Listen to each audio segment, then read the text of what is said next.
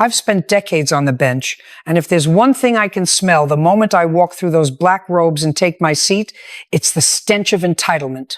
It doesn't matter if you're a landlord, a deadbeat boyfriend, or, in this case, a man who wears a badge and a uniform. Entitlement has a specific scent. It smells like arrogance and the mistaken belief that the rules are for other people. I don't like that smell. It makes my morning coffee taste bitter. I walked into the courtroom, my heels clicking on the floor with a precision that usually tells people to straighten their backs and shut their mouths. Bird was already there, looking as stoic as a statue, his hands folded, eyes scanning the room. He knows the drill. He knows that when I sit down, the nonsense is supposed to stop. But today, the air felt different. It was heavy, thick. I looked down at the papers on my desk. The case seemed simple enough on the surface, a civil suit regarding a destroyed property and an alleged abuse of power. The plaintiff was a young woman, barely 22, looking terrified. The defendant? Chief Thomas Miller, a man whose chest was so puffed out with medals and self-importance that I was surprised he could see over his own chin. He stood there with his arms crossed, a smirk playing on his lips that told me he thought this was a joke. He thought he was doing me a favor by showing up. "Sit down," I said. "No good morning, no pleasantries. I don't do pleasantries when I see a smirk like that. Judge, I have a department to run." Miller started, his voice a gravelly baritone that he clearly used to intimidate people in small rooms. "I didn't ask about your schedule, Chief," I snapped, looking him dead in the eye. "I told you to sit down. This is my courtroom. In here, I'm the chief. Do we understand each other? Or do you need a diagram?" He stiffened. The smirk didn't vanish, but it flickered. He sat. I turned to the plaintiff, Sarah Jenkins. She was shaking. "Miss Jenkins, tell me why we're here, and keep it brief. I don't want a novel. I want the truth." She started talking a story about a late-night inspection of her apartment. No warrant, just the chief and 2 officers claiming they were looking for a suspect who happened to be her brother. They had trashed the place, smashed her electronics, kicked in a door that wasn't even locked. When she asked for a badge number, Miller told her to stay in her lane if she didn't want to spend the night in a cell. As she spoke, I watched Miller. He wasn't even listening. He was looking at his watch. He was adjusted his holster. He was looking around the room like he was bored at a bus stop.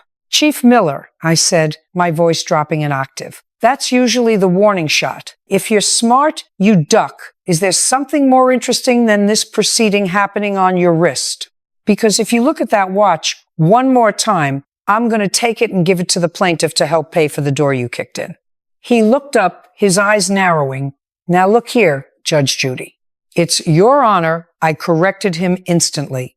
"And look, here is what I say to you, not the other way around. Did you obtain a warrant before entering this woman's home?" "It was an exigent circumstance," he barked. "We had intelligence that a felony suspect was harbor." "Don't give me the intelligence line." I cut him off. "I've heard it all before. Was there a gun? Was there a fire? Was there a scream for help? No? Then you need a piece of paper signed by someone like me. You don't get to play cowboy just because you have a shiny piece of tin on your chest. Did you find the suspect?" "No," he muttered. "So you broke into a law-abiding citizen's home, destroyed her property, terrified her, found nothing, and now you're sitting in my courtroom acting like I'm wasting your time?" I leaned forward. "You've got a lot of nerve. You really do." "I'm a decorated officer of 30 years, Miller said, his voice rising. He stood up without permission. Bard moved half an inch, a silent warning. Miller didn't notice. "I don't have to stand here and be lectured by a TV judge about how to do my job. I protect this city. I make the hard calls. You make the wrong calls if you think the Constitution is a suggestion," I retorted. "And sit down. I didn't tell you to stand. You're not in your precinct now. You're in a court of law. You're a litigant. And right now, you're a litigant who is failing to impress me." The room was silent. I could see the veins in his neck bulging. He was used to people bowing. He was used to, yes, Chief, and no, Chief. He wasn't used to a 5'2" woman telling him exactly who and what he was. I'm not paying a dime to this girl, Miller said, his voice shaking with a dangerous kind of rage. She's lucky I don't arrest her right now for obstruction. Obstruction of what? Your ego? I shook my head. You're paying. You're paying for the door, the computer, and the emotional distress. And I'm also going to refer this transcript to the Internal Affairs Bureau and the mayor's office. You don't belong in a uniform if you can't control your temper or follow the basic laws of the land. That was the spark. I saw his face turn a shade of purple I've only seen a few times in my life. It was the look of a man who had finally snapped. A man who believed his own myth so deeply that any challenge to it was an act of war. You think you can ruin me? He hissed. You did that yourself, Chief, I said calmly. I'm just the one documenting it. Bird, show the chief out while I finalize this judgment. But Miller didn't move toward the door. He moved toward the bench. You're not going to do anything to me, he growled. It happened in a blur, but for me, time slowed down. I've seen a lot of crazy in my years, but this was a special kind of stupid. His hand didn't go for his wallet or his keys. His hand went to his hip. I didn't flinch. I don't flinch. If you flinch, they win. I looked him right in the eye as his fingers gripped the handle of his service weapon. Chief, don't be a fool, Bird's voice rang out, steady but lethal. But Miller was past listening. He pulled the weapon. He didn't just put his hand on it. He drew it. He leveled it. The barrel was black, cold, and pointed directly at my chest. A gasp went up from the gallery. Sarah Jenkins screamed. I looked at the gun. Then I looked at Miller. I didn't feel fear. I felt an overwhelming sense of disappointment. You have 45 seconds before your life as you know it is over. Thomas, I said, my voice as cold as ice. Put it back. Now. He didn't put it back. He held it there, his hand trembling, the metal shaking in the air between us. You don't talk to me like that, he whispered, a man possessed by his own crumbling authority. Nobody talks to me like that. I glanced at the clock on the wall. The second hand was ticking. 38 seconds, I said. Shut up, he screamed. Bird, I said, not taking my eyes off Miller. Do your job. The explosion of movement that followed was what I expected. Miller thought he was the only one with a gun. He forgot he was in a room filled with professionals who actually respected the law. Bird didn't hesitate. He was a blur of blue and chrome. Before Miller could even process the fact that I wasn't pleading for my life, Bird had his own weapon out and a hand on Miller's shoulder. Drop it, Bird commanded. But it wasn't just Bird. Two plainclothes officers who had been in the back of the room for the next case were already on their feet, guns drawn, closing the distance. Miller looked around, trapped. The realization started to sink in. He wasn't the law. He was just a man with a gun, and he was surrounded. 20 seconds, I said, leaning back in my chair, crossing my arms. I watched him. I watched the sweat bead on his forehead. I watched the power drain out of him like water from a cracked vase. Drop the weapon! Chief! Now! The officers yelled. His arm began to sag. The weight of the gun seemed to become too much for him. Or maybe it was the weight of the consequences. He looked at me one last time, not with rage anymore, but with a terrifying, hollow realization. He knew he'd just thrown away 30 years in a fit of pique. He let the gun fall. It hit the floor with a heavy thud that echoed through the silent courtroom. 10 seconds, I whispered. Bird didn't wait for a countdown. He kicked the gun away and slammed Miller against the defense table. The sound of handcuffs clicking shut is a very specific sound. It's the sound of a closed chapter. It's the sound of the truth finally catching up to a lie. Thomas Miller, Bird said, his voice echoing, you are under arrest for assault with a deadly weapon, brandishing a firearm, and a whole list of things the DA is going to have a field day with. Get him out of here, I said, picking up my pen. I didn't even look at him as they dragged him toward the holding cells. I had work to do. Miss Jenkins, please take a breath. We're going to finish your case. The doors swung shut behind Miller with a heavy, final thud. The silence that followed was louder than the shouting had been. It was that ringing silence you get after a grenade goes off. In my courtroom, a grenade had gone off, one made of ego, gunpowder, and a total collapse of sanity. I looked down at my bench. My hands were steady. They've been steady since I was a girl in Brooklyn, and I wasn't about to let a man with a fragile ego and a service weapon change that. I looked at the gallery. People were frozen, some with their mouths literally hanging open. Sarah Jenkins, the girl who had started this by simply asking for justice, was sobbing into her hands. "Bird," I said, my voice cutting through the shock like a steak knife. "Yes, Judge?" Bird was already back at his post, though his breathing was still heavy. He had Miller's gun in a plastic evidence bag. He looked at me, checking for cracks. He wouldn't find any. "Get Miss Jenkins a glass of water and some tissues, and tell the gallery to sit down and be quiet or they can join the chief in the holding cell. This is a court of law, not a circus, even if the main attraction just tried to turn it into one." Bird nodded and moved to help the girl. I leaned back, my eyes tracking the scratches on the defense table where Miller's handcuffs had dug into the wood. I've seen men lose their minds over money. I've seen them lose their minds over women, dogs, and parking spots. But there is a specific kind of madness that takes over a person when they've spent 30 years being told they are the law. They stop seeing the law as a set of rules they have to follow and start seeing it as a weapon they own. Miller didn't just point a gun at me. He pointed a gun at the entire system. He pointed it at the idea that anyone could tell him no. I picked up the file again. I wasn't done. The criminal part, the assault, the brandishing, the career-ending idiocy, that was for another judge and a very busy district attorney. But I still had a civil case on my desk, and I don't leave things unfinished. "Miss Jenkins," I said, my voice softening just a fraction, the Judy fraction, which is still firmer than most people's hard. "Look at me." She wiped her eyes and looked up, her face blotchy. I'm so sorry, Your Honor. I didn't want this. "You didn't do this," I told her. "He did. He made a series of choices, each one stupider than the last. Now, we are going to finish this. I have the receipts you provided for the laptop, the television, and the door repair.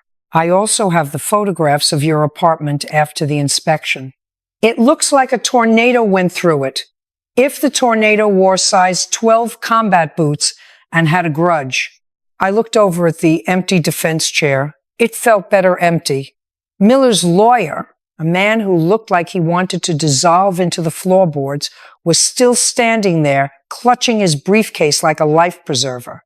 "Counselor," I said, "do you have anything to say regarding the damages? And I suggest you choose your next words very carefully. Your client isn't here to intimidate anyone anymore."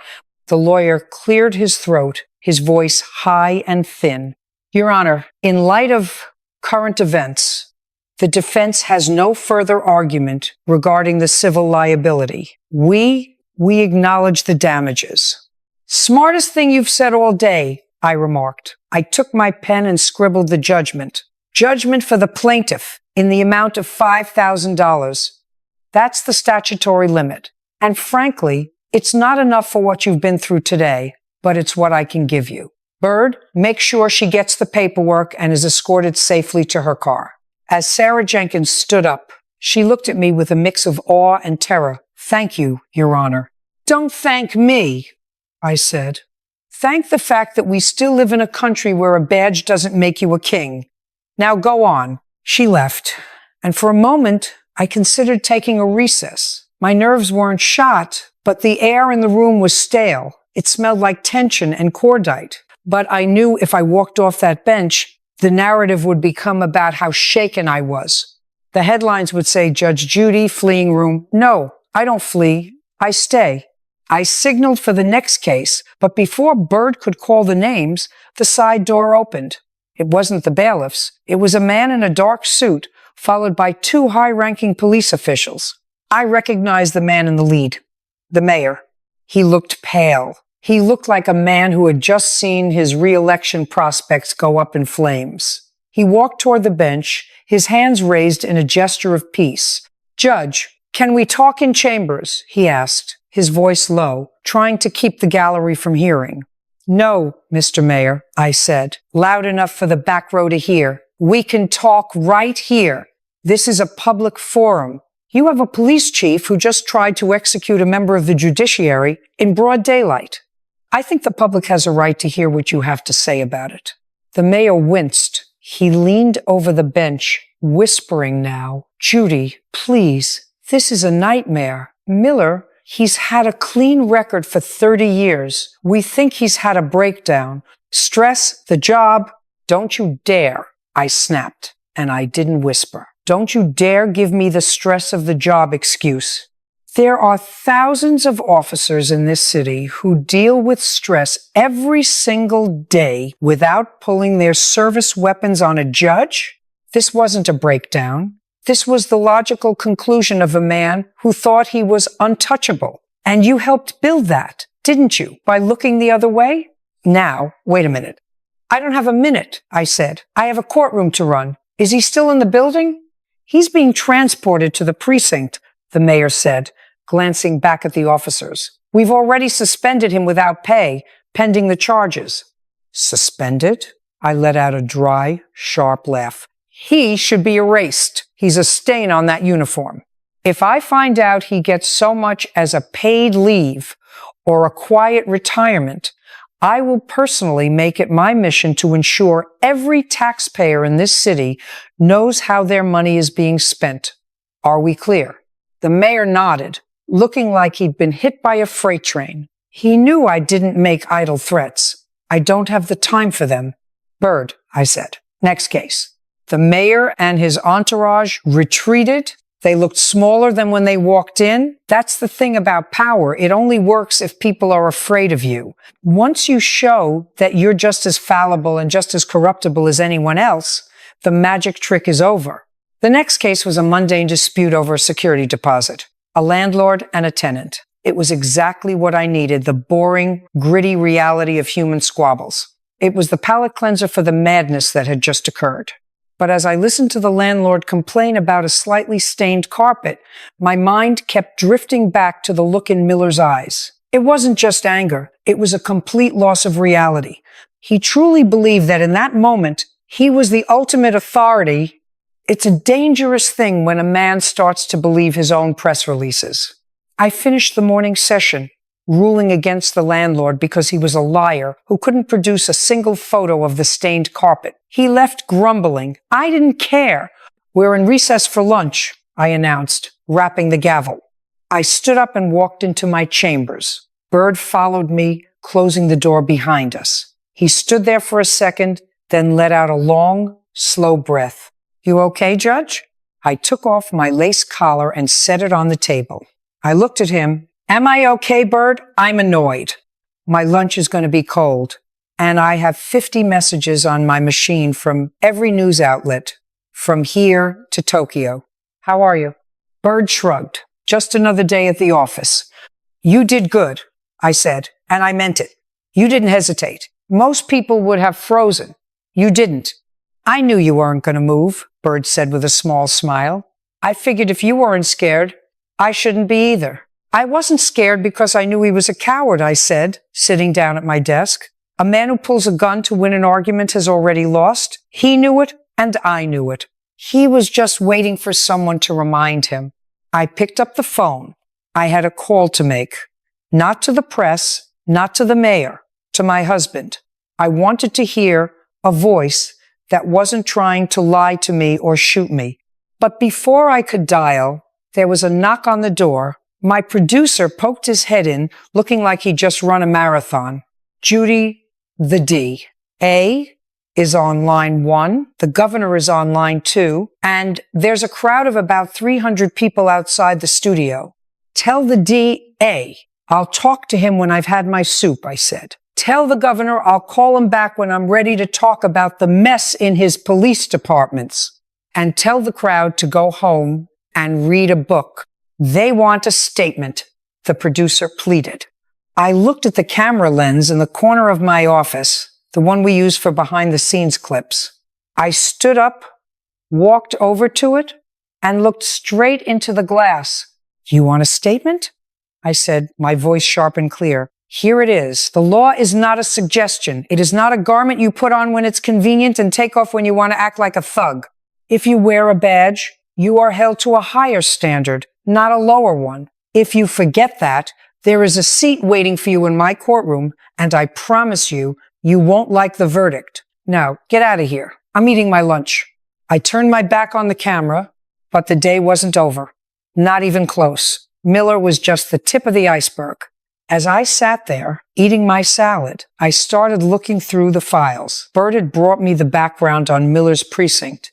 It turned out Sarah Jenkins wasn't the first person to complain. She was just the first one who didn't back down.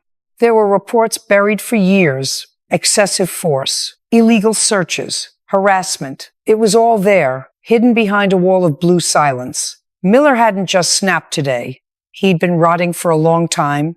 I felt a familiar heat rising in my chest. I don't like bullies. I especially don't like bullies who are paid by the public to protect them.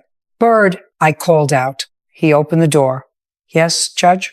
Get me the file on the city's police oversight committee. I want to see who's been signing off on these reports for the last 5 years. Bird grinned. It was a knowing grin. Starting a new project, Judge? I'm not starting anything, I said, taking a bite of my apple. I'm finishing it. If the chief of police thinks he can point a gun at me and walk away, he's about to find out that I have a much bigger caliber of weapon than he does. It's called the truth, and I'm going to make sure it hits exactly where it hurts. I sat in my chambers, staring at a bowl of chicken soup that was rapidly losing its steam. I hate cold soup. But more than that, I hate the fact that my courtroom had been turned into a crime scene. Usually when I say, this is a house of law, it's a reminder. Today, it felt like a plea for sanity. I pushed the bowl away. My appetite was gone, replaced by a cold, hard knot of professional fury. Bird was at the door, talking to a detective from the 17th precinct. They were doing their job collecting statements, checking the video feed, making sure the chain of custody for Miller's weapon was pristine. Judge? Bird poked his head in. Officer Vance is here. He was one of the men with Miller during that inspection at the Jenkins girl's apartment. He's looking pretty green around the gills. Says he needs to talk to you. Does he have a lawyer? I asked, leaning back. He says he doesn't want one. He wants to talk to you. Send him in. And Bird? Keep the door open. I want the air to circulate. It's getting a little too thick with secrets in here. Officer Vance walked in, and if he had been any more nervous, he'd have vibrated right out of his boots. He was young, maybe 5 years on the force. He had that look of a kid who had joined the academy wanting to be a hero and ended up being a footstool for a tyrant. Your Honor, he stammered, removing his cap and clutching it against his chest.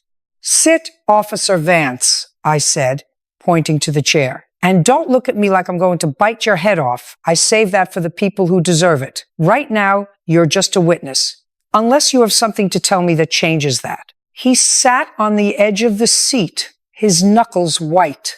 I saw what happened in the courtroom on the monitor in the hallway. I couldn't believe it. But then again, I could. The chief, he's been on an edge for months. Ever since the warehouse investigation started. What warehouse, Vance? Speak English. I don't have all day, and my patience is currently at an all-time low. There's a distribution center on the east side, Vance said, his voice dropping. High-end electronics, luxury goods. We've had a dozen break-ins there in the last year. But the chief always handles the reports himself. He told us to stay away, said it was an ongoing undercover sting. But I saw him there, Your Honor, late at night. He wasn't stinging anyone. He was supervising the loading of unmarked trucks. I leaned forward. This was the rot. This was why a man with 30 years on the force would risk it all over a civil suit from a 22-year-old girl. And Sarah Jenkins' brother? I prompted. What does he have to do with the chief's side hustle? He was a driver, Vance whispered. He got scared. He told Sarah he was going to the DA. The chief found out that inspection wasn't about looking for a suspect. It was about finding the ledger the brother was keeping. Miller didn't find it, so he decided to break the girl instead. He thought if he scared her enough, she'd tell him where her brother was hiding. And when she didn't break, and when she had the audacity to bring him to court, he panicked. I finished the thought for him. He couldn't afford for a judge to start poking around. He thought he could bully me into dismissing the case, and when that didn't work, his brain just short-circuited. He's not a good man, Judge Vance said, a tear finally escaping and rolling down his cheek. I should have said something sooner. I was afraid of him. Fear is a powerful motivator, officer. But it's a lousy excuse for a man with a badge, I said, though my voice wasn't as sharp as usual. I saw the kid was broken. Go talk to the D. A's investigators. Tell them everything you just told me. If you want to save your career and your soul, you'll be the loudest voice in that room. He nodded, stood up, and practically ran out of the office. I looked at Bird. Did you get all that? Every word, Bird said, tapping his pocket where a digital recorder was humming. Good. Now get me the district attorney on the phone. And tell him if he even considers a plea bargain for Thomas Miller, I will make sure his next election cycle is spent explaining why he's soft on armed thugs who wear uniforms. The phone rang 3 seconds later. It was D.A. Morrison. He sounded like he was hyperventilating. Judy, tell me you're okay, he started. I'm fine, David. I'm more concerned about the state of your spine, I snapped. I just had a young officer in my office who gave me the roadmap to Miller's entire criminal enterprise. It involves a warehouse, luxury goods, and a whole lot of internal corruption. I want Miller charged with everything you can find in the book. Attempted murder, brandishing, official misconduct, racketeering if there's a law he hasn't broken, find a way to check again. We're already on it, Judy, but the attempted murder might be hard to stick. He didn't fire. He pointed a loaded weapon at a judge in a crowded courtroom, I shouted into the receiver. If I pointed a finger at a cop, I'd be in handcuffs. He pointed a gun. Don't play lawyer with me, David. I am the lawyer. I'm the judge. And I'm the one who was looking down the barrel of a .40 caliber Glock. You make it stick, or I'll find a D. A? Who can? I slammed the phone down. You're in a mood, Bird remarked, leaning against the doorframe. I'm in a justice mood, Bird. There's a difference. I stood up and straightened my robe. The lunch hour was over. I had 3 more cases on the docket, and the media was currently camping out on the sidewalk like they were waiting for concert tickets. Are we going out the back? Bird asked. The back? I looked at him like he had 2 heads. I don't go out the back. I don't hide. We're going out the front door. I have cases to hear, and then I'm going home to have a martini. If the press wants to talk, they can watch the show. That's what they're good at, isn't it? I walked out of my chambers and back onto the bench. The room was even more crowded than before. Every major network had a sketch artist sitting in the front row, their pencils flying. The atmosphere was electric, but I didn't give them the satisfaction of a show. I sat down, rapped the gavel once hard, and looked out at the sea of faces. The next case is Miller versus Henderson, I announced, my voice steady and cold. And before we begin, let me make one thing very clear to everyone in this room. This is a court of law. It is a place of logic, evidence, and truth. If you are looking for drama, turn on a soap opera. If you are looking for a weakness, you are in the wrong building. Now, let's get to work. The afternoon session was a blur of small-minded greed and petty squabbles. It was exactly what I needed. It reminded me that for every Thomas Miller in the world, there are 1,000 people just trying to get their security deposits back or figure out who owes who for a fender bender. But as the final case wrapped up, a court clerk hurried in and handed me a note. I read it, and a small, grim smile touched my lips. Bird, I said, as I stood up to adjourn, tell the press they can have their statement now, but tell them to meet me on the steps. I want the sun on my face when I deliver the news. I walked out of the building, the marble steps of the courthouse, feeling solid beneath my feet. A wall of cameras flashed, the light blinding for a split second. Microphones were shoved toward my face like a bouquet of plastic and wire. Judge Judy, what's your reaction to the chief's arrest? Are you going to testify? Is it true there's a federal investigation now? I raised a hand. The noise died down instantly. It's a power I've spent years perfecting, and today it was at its peak. Today was a dark day for this city. I began, my voice carrying over the crowd. But it was a bright day for the law. Thomas Miller thought that his position placed him above the rules that govern the rest of us. He was wrong. He found out in 45 seconds that the law is a shield for the innocent and a hammer for the guilty. He is currently being held without bail, and I have been assured by the district attorney that the charges will be as extensive as his crimes.